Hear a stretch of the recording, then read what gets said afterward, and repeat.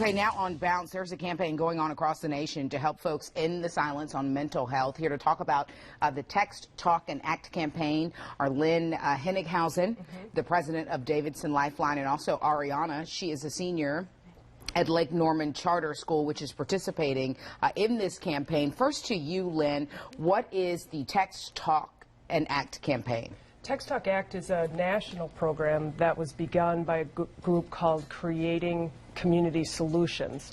It's an organization that wants to start conversations, and so they believe that starting with high school and college students is the best way.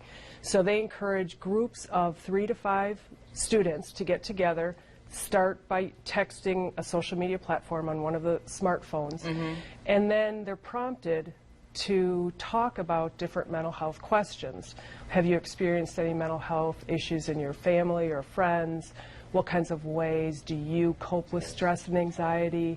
How can you help in your community? Questions like that that just start a fairly benign conversation, but it starts a conversation, which is what it's all about. And clearly we know the allure of and importance of social media and text, so the fact that the campaign starts that way. Ariana, over to you. What has been your experience like with this program so far at your school? Well, we did the program as an advisory activity in my school, and so we did it with the 9th and 10th graders, and it was actually phenomenal.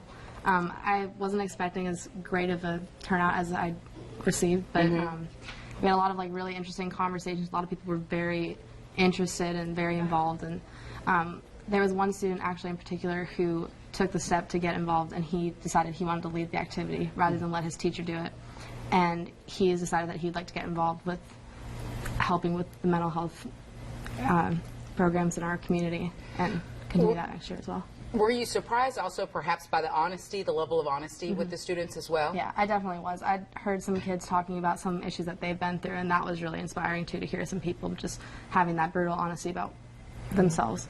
And ultimately it's that sort of candor and interest that this campaign is looking to start. Yeah, and what we found in Davidson Lifeline is that if we can create places, spaces where people are comfortable, they want to have these conversations. So that's what's been most stunning to Davidson Lifeline overall, is we just provide the space and people reveal things about themselves that help them to feel less lonely, less hopeless, and more apt to get help. The last question, how is the campaign being funded?